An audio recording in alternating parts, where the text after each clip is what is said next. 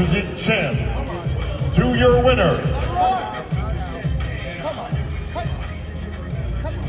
and 5-time Legion.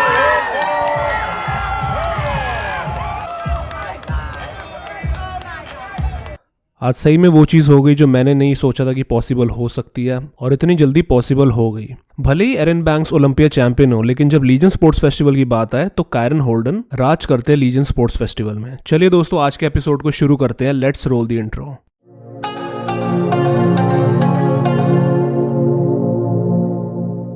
तो सही में जैसे कि मैंने स्टार्टिंग में कहा था कि जो नहीं सोचा था वो हो चुका है लीजन स्पोर्ट्स फेस्टिवल में, और एरन बैंक्स दोस्तों हार चुके हैं।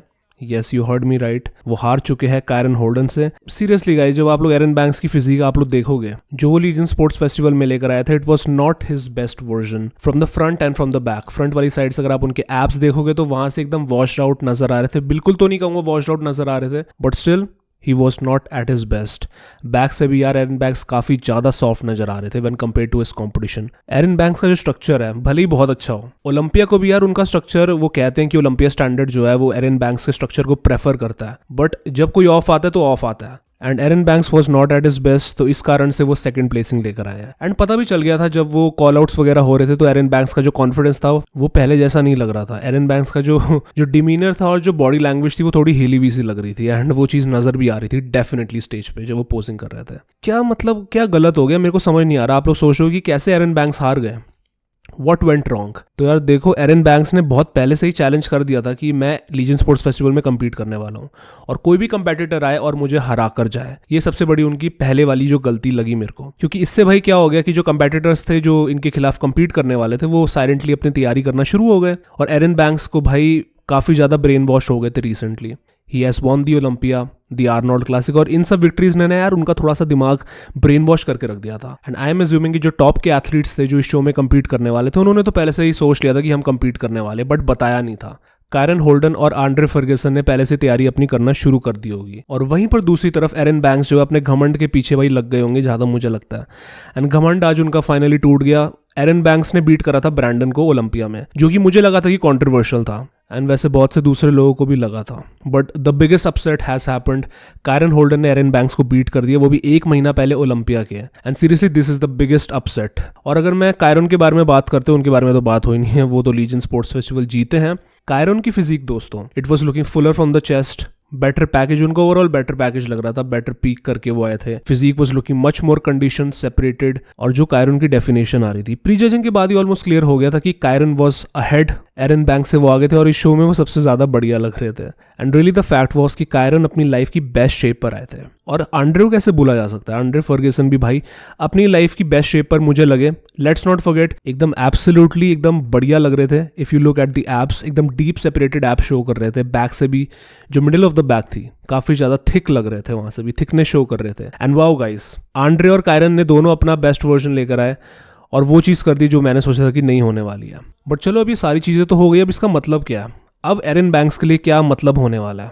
Because champ has been knocked out, and Aaron Banks के पास अभी लेस देन 1 मंथ है ओलंपिया के लिए, एंड मुश्किल भाई इनके लिए बहुत ज्यादा होने वाला है, मेंटली और फिजिकली दोनों ही, बिकॉज उनके पास अच्छा मोमेंटम था। आर्नोल्ड और ओलंपिया जीतकर वो जा रहे थे शो में, बट मुझे लगता है कि अगर वो ये वाला शो नहीं compete करते लीजन स्पोर्ट्स फेस्टिवल, तो उनके लिए मच बेटर रहता। डेफिनेटली अब एरन बैंक्स को मेंटली और फिजिकली सफर करना पड़ेगा। अब लेस देन 1 मंथ आउट रह चुके हैं ओलंपिया के लिए, और ऊपर से 50 से 60 एथलीट्स का वहां पे लाइनअप होने वाला है, जो कि सोने पे सुहागा होगा भाई, और सभी लगे पड़े जीतने के लिए, सभी टाइटल जीतने के लिए लगे पड़े। And I can not imagine कि एरन बैंक्स के ऊपर अभी इस वक्त पे क्या बीत रही होगी।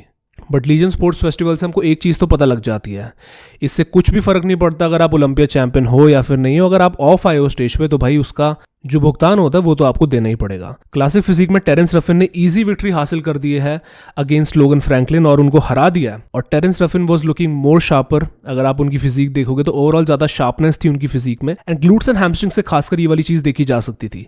टेरेंस रफिन ऐसे लग रहे थे कि जैसे लोगन फ्रैंकलिन ऑफ आए हो, तो आप सोच सकते हो कि टेरेंस रफिन उनसे कितना ज़्यादा बढ़िया नजर आ रहे थे। बट अनफॉर्चुनेटली इस साल लोगन फ्रैंकलिन नहीं क्वालिफाई कर पाएंगे ओलंपिया के लिए, और टेरेंस रफिन की दूसरी जीत हो गई और वो ऑलरेडी क्वालिफाई कर ही चुके थे after the Dubai pro show. तो ये वाली विक्ट्री से टेरेंस रफिन और ज़्यादा डोमिनेटिंग और अच्छा मोमेंटम लेके जा रहे हो ओलंपिया में, ऐसा आप लोग कह सकते हो। नेक्स्ट अपडेट पे भाई हम लोग सीधा बढ़ते हैं अपनी नॉर्मल अपडेट्स के ऊपर, और मैं बहुत सारी नॉर्मल अपडेट्स भी लेकर आया हूँ। पहले दोस्तों मैं बात करना चाहूंगा जो कि सबसे बड़ी अपडेट आ रही है, भुवन चौहान। दोस्तों भुवन चौहान बाहर हो चुके हैं मुंबई प्रो शो के, और कल रात को उन्होंने Q&A सेशन रखा था जहां पर भुवन चौहान से एक फैन पूछता है कि आप मुंबई प्रो शो के अंदर कम्पीट करने वाले हो, भारत प्रो शो या मुंबई प्रो शो, जिसका कि भुवन चौहान एक बहुत ही लंबा चौड़ा चिट्ठा लिख देते हैं। उसके अंदर बताते हैं कि भाई आफ्टर दी ओलंपिया मैं सारा कुछ शट डाउन करने वाला हूँ, मतलब अपनी बॉडी को रेस्ट देने वाला हूँ, क्योंकि मैं 12 महीने से लगातार कंपीट करता आ रहा हूँ और मुझे एक अच्छे से सरप्लस की ज़रूरत है। मतलब जो वेट लिमिट्स आए थे उसके हिसाब से भुवन चौहान को अपना वेट बढ़ाना पड़ेगा। और भुवन चौहान ये भी ऐड करते अपने स्टेटमेंट के साथ कि भाई मैं तो कंपीट करना चाहता था और अर्ली क्वालिफिकेशन लेना चाहता था, बट मेरी मेंटल और फिजिकल हेल्थ पहले आती है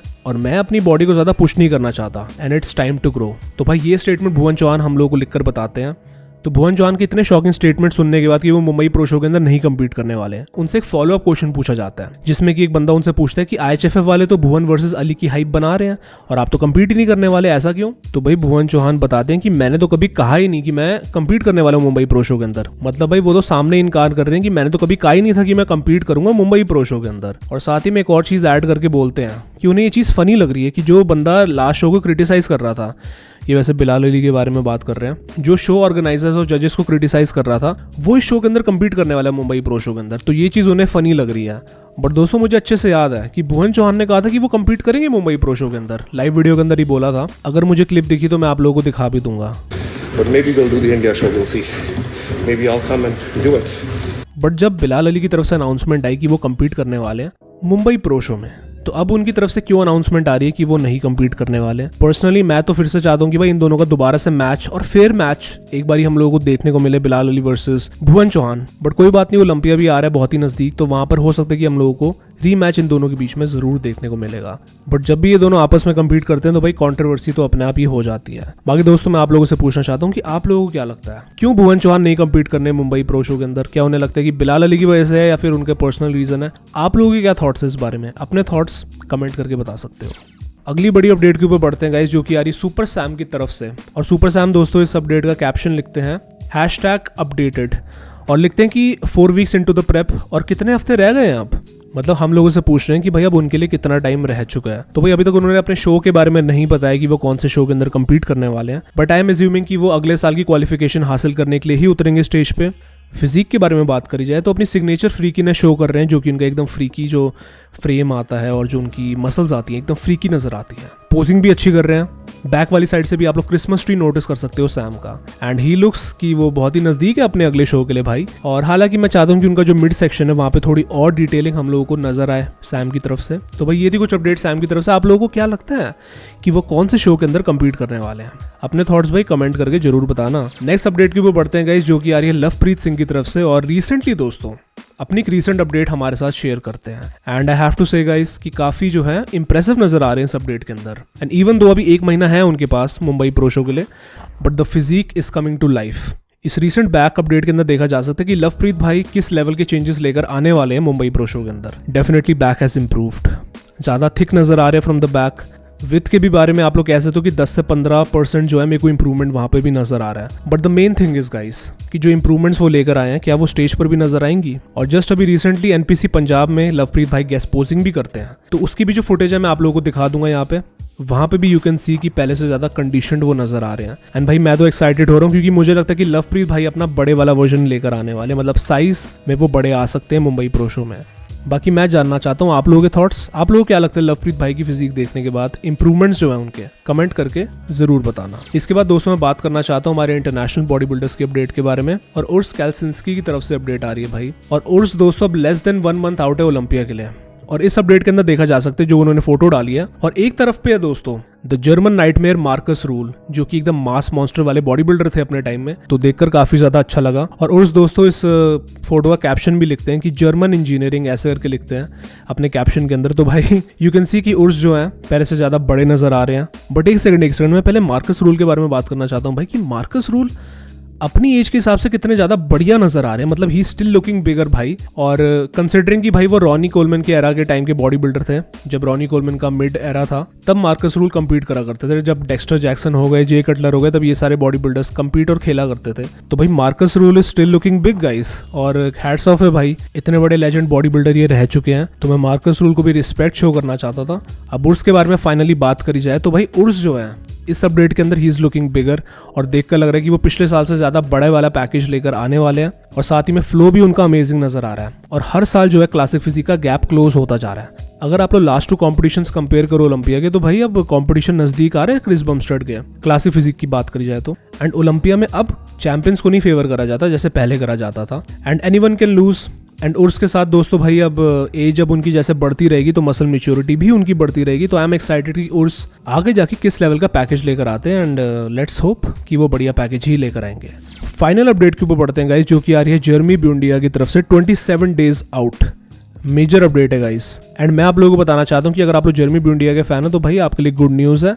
जर्मी के लिए दोस्तों ये वाला ओलंपिया आखिरी ओलंपिया नहीं होने वाला। आप लोगों को पता है कि जर्मी अपना कमबैक करने वाले ओलंपिया में, तो जर्मी का ये आखिरी शो नहीं होने वाला। मतलब एक और ओलंपिया हो सकता है कि वो कम्पीट कर सकते हैं। अभी दोस्तों जर्मी बुएंडिया रिसेंट लाइव वीडियो पर आते हैं और आंड्रे फर्ग्यूसन जर्मी से पूछते हैं कि जर्मी तुम तो कम्पीट करने वाले ओलंपिया में इस साल, अगर तुम बाय चांस नहीं जीतते हो और तुम्हारी 8th प्लेसिंग आती है तो फिर तुम क्या करोगे, अगले साल तुम कम्पीट करोगे? तो भाई जर्मी अभी कहते हैं, इसका ये जवाब देते हैं, जर्मी ये जवाब देते हैं कि पहली बात तो ये कि मैं 8th प्लेसिंग के लिए नहीं कम्पीट करता, मैं सिर्फ जीतने के लिए कम्पीट करता हूँ।